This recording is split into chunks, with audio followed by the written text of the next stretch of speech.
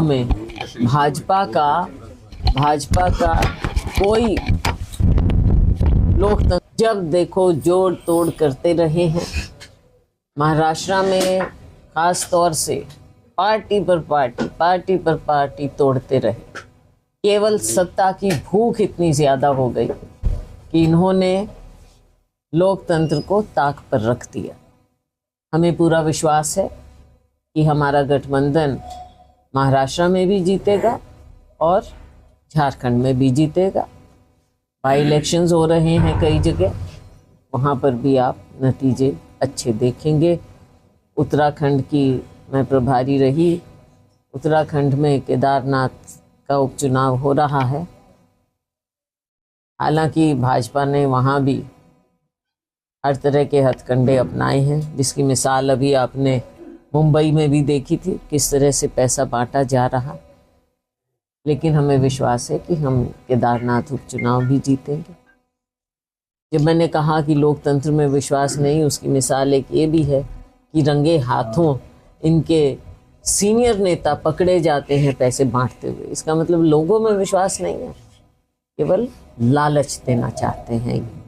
हरियाणा में हरियाणा में चुनाव हुए थे, ईवीएम घोटाला बता रहे थे, क्या वहाँ भी आपको लगता है? देखो, ईवीएम को हमने बिल्कुल ईवीएम को हमने उठाया, हमारी पार्टी ने उठाया, इलेक्शन कमीशन के सामने इसको रखा। अब इलेक्शन कमीशन की जिस तरह की टिप्पणियां थी वो आपने देखा है। मैडम, ये स्पोर्ट्समैन आए नेशनल मेडलिस्ट, तो एक बार आप देखो, भिवानी तो नर्सरी मानी जाती है स्पोर्ट्स के लिए, और यहाँ के हमारे बेहतरीन स्पोर्ट्स पर्सन निकले हैं जिन्होंने ना केवल राष्ट्रीय स्तर पर लेकिन अंतर्राष्ट्रीय स्तर पर हमें बहुत गौरवान्वित किया है। अब पिछले 3-4 साल से इनकी कोई पहचान नहीं की गई। इनको जो सहूलियत मिलनी चाहिए थी, इनको पहचान मिलनी चाहिए थी, वो इस सरकार ने नहीं दी। तो ये क्या चाहते हैं? मतलब ऐसे भी भेदभाव अगर ये हमारे स्पोर्ट्स पर्सन्स पे भी करेंगे तो हमारा प्रदेश, जो कि इतने हमारे बच्चों को आगे भेजता है, और ये बच्चे कड़ी मेहनत करते हैं, आपने देखा है सुबह शाम, ठंड में गर्मी में, केवल इनका मकसद है कि हम अपने प्रदेश के लिए, देश के लिए खेलें। तो इनको कितना ये सरकार प्रोत्साहन देने की बजाय इनको और पीछे कर रहे हैं। प्रदेश अध्यक्ष हैं उदय भानु, वो कह रहे हैं कि जो हरियाणा में हार हुई थी, टिकट वितरण सही नहीं हुआ, उसके लिए बावरिया जो प्रभारी थे वो जिम्मेवार हैं। बार बार उन पर आरोप लगाते हैं। मैं इस टिप्पणी पर कुछ नहीं कहना चाहूँगी। ये हमारी पार्टी हर स्तर पर देख रही है, और उन्होंने जो बात कही वो जिम्मेवारी से कही होगी, मुझे नहीं मालूम, लेकिन इन सब चीज़ों को हमारी हाईकमांड देखे। अब जो हार हुई थी हरियाणा में मैम, उसमें एक कारण था कुमारी शैलजा की नाराजगी, जो चुनाव के समय काफी जो प्रचार में नहीं निकल पाई थी। क्या मानती हैं उसकी वजह से भी हार का सामना करना पड़ा?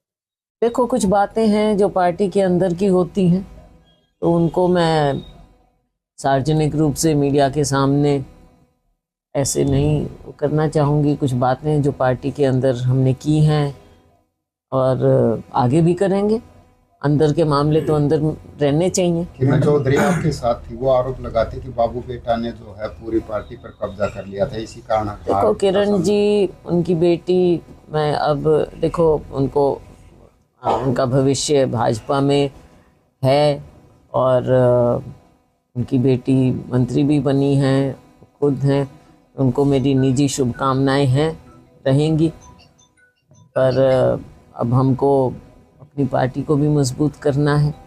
लेकिन क्या मानते कि बाबू बेटा की जो एक तरफा चली थी, जो आरोप लगाए जाते हैं, हर कोई नेता कहता है कि बाबू बेटा की पार्टी बन गई थी कांग्रेस, कारण हार का सामना करना पड़ा? देखो, हार के कारण हैं, उसमें कई कारण हो सकते हैं। बाकी इसका विश्लेषण तो पार्टी के अंदर किया जा रहा है।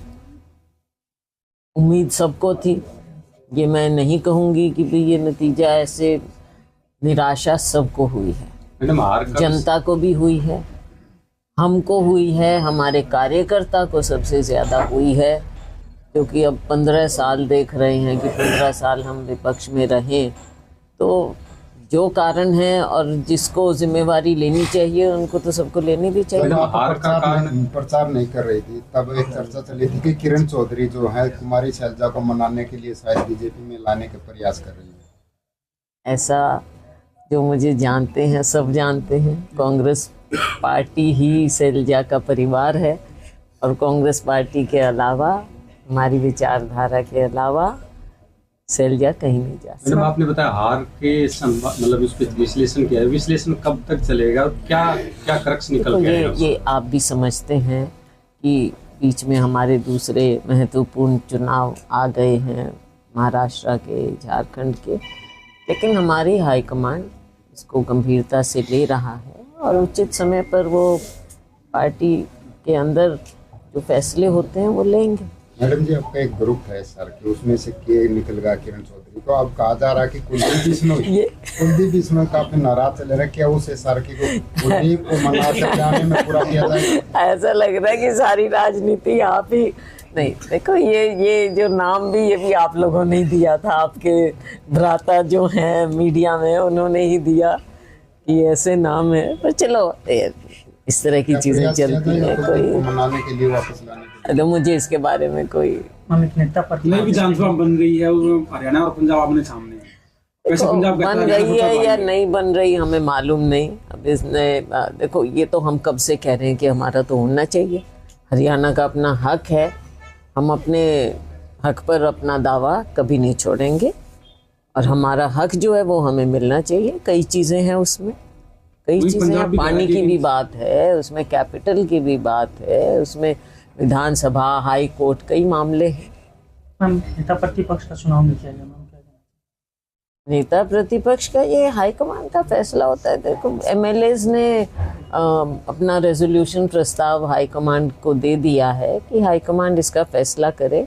जैसा मैंने कहा, राज्यों में चुनाव भी हो रहे थे और ये फैसले जो होते हैं हाईकमांड पूरा राजनीतिक परिप्रेक्ष्य देखते हुए ही फैसला हाईकमांड करते हैं। कि अशोक अरोड़ा को बना जा सकता है। देखो मैं इसके बारे में कौन किसको कैसे हो तो हाईकमांड ही करेगा। एक SC A और B का जो वर्गीकरण हुआ है उसको आप कहाँ तक DSC के रूप में हुआ, कहाँ तक न्याय संगत मानती है, तर्क संगत मानती है, क्या कहेंगे उसको? देखो, ये मामला कई स्टेट्स में पहले लागू हो चुका और सुप्रीम कोर्ट तक ये मामला गया। सुप्रीम कोर्ट ने अब जो फैसला किया है वो सबने माना है इसमें, लेकिन एक एंगल है जो मैं हमेशा, क्योंकि आपने मुझे बोलने का मौका कहा है, इसमें एक चीज़ हमको समझनी पड़ेगी कि जो ये कहा जाता है कि कुछ लोगों को ज़्यादा मिल गया, कुछ को कम मिल गया, ये न्याय सबके साथ होना चाहिए। जो पीछे रह गए हैं उनको ऊपर उठाने की सबकी जिम्मेवारी। इसमें अगर SC में ही आप एक दूसरे को ब्लेम करोगे तो SCs ने ना तो आरक्षण खुद लिया, ये सबने लिया, सबने दिया, पूरे देश ने और पूरी असेंबली, हमारे कॉन्स्टिट्यूएंट और जो पार्लियामेंट उन्होंने दिया। उसके लिए मैं समझती हूँ कि कौन पीछे रहे, कौन पीछे ना रहे, इसके लिए जिम्मेवार खुद SC नहीं है, खुद SC जिम्मेवार नहीं है। इसके लिए जिम्मेवार कौन है, किसने किसको कहाँ कितना मौका दिया, एजुकेशन में औरों में सबको क्यों नहीं मौका मिला, इसके लिए जिम्मेवार कौन है। तो जो कमी रही है उसकी पूर्ति होनी चाहिए, पूर्ति तो कोई भी पीछे ना रहे, ये हमारा सबका ध्येय होना चाहिए। सामान्य माना SC A वर्ग है, उसकी जो 36 जाति उनके साथ पहले के मुकाबले ज्यादा न्याय हुआ है, उसी को लेकर के मुख्यमंत्री जी का एक जींद में 24 को एक कार्यक्रम भी है। देखो, ये तो सरकारी हिसाब से ये तो अपना वो दिखावा जो करेंगे, ये तो सुप्रीम कोर्ट ने कहा। ये फैसला सही है गलत मैडम, इसमें आप क्या कहें? देखो, मैं ये मानती हूँ कि सबको उचित न्याय मिलना चाहिए। इस फैसले से मिला है वो उचित न्याय? अब ये तो टाइम बताएगा, देखेंगे। साथ न्याय होना चाहिए। ठीक है, मुझे नहीं लगता कोई ये कहे कि सबके साथ न्याय नहीं होना चाहिए। मैडम झारखंड और हिमाचल में भी चुनाव है, क्या लग रहा है अगर बात करें आने वाले समय में दिल्ली में भी चुनाव रहेंगे?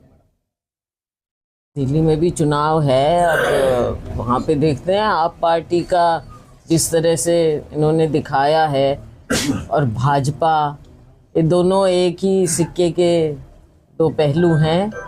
और हमारी पार्टी पूरी मेहनत कर रही है। वहाँ पर हमारे अध्यक्ष हैं देवेंद्र यादव जी और सभी लोग मिलकर, कांग्रेस के लोग यात्रा भी निकाल रहे हैं, पार्टी को मजबूत कर रहे हैं। और हमें विश्वास है कि दिल्ली के लोग इस बार अपना मत बदलेंगे। झारखंड और हिमाचल की अगर बात करते हैं क्या लग रहा है? झारखंड और महाराष्ट्र नहीं, मैंने कहा आपके आने से पहले मैंने कहा कि महाराष्ट्र में जिस प्रकार की राजनीति भाजपा ने खेली है, हर पार्टी को तोड़ने का प्रयास उनका रहा। जैसे तैसे सत्ता की भूख, इतनी ज़्यादा सत्ता का लालच इन्होंने जो दिखाया है, पार्टियों को तोड़ा है, जनता इसका आकलन ज़रूर करेगी। 2025 में नगर परिषद के और नगर और इसके साथ साथ आपने देखा कि कैसे पैसे बांटे जा रहे थे, वोट खरीदने का प्रयास किया, इनके पदाधिकारी रंगे हाथों पकड़े गए, ये सब जनता के सामने।